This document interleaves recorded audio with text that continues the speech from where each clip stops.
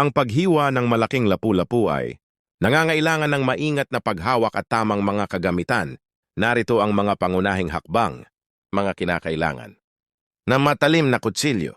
Gumamit ng matibay at matalim na kutsilyo ng isda o fillet knife. Tas matibay na patungan. Siguraduhin na ang patungan ay matibay at hindi madulas.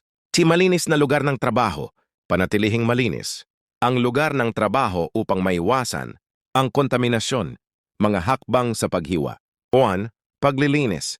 Hugasan ng mabuti ang lapu-lapu sa malinis na tubig.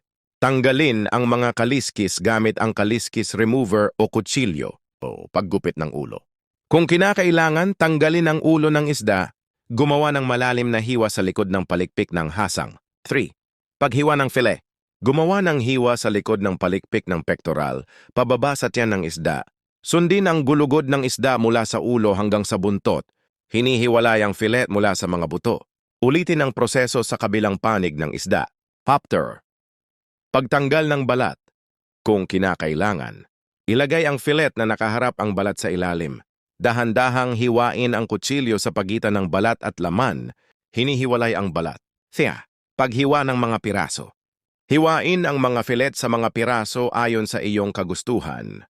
Mahahalagang paalala. Mag-ingat sa mga matutulis na buto ng isda. Panatilihing malinis ang mga kagamitan upang maiwasan ang kontaminasyon. Kung hindi ka sigurado, mas mainam na manood ng mga video tutorial sa YouTube. Ang mga karagdagang tip.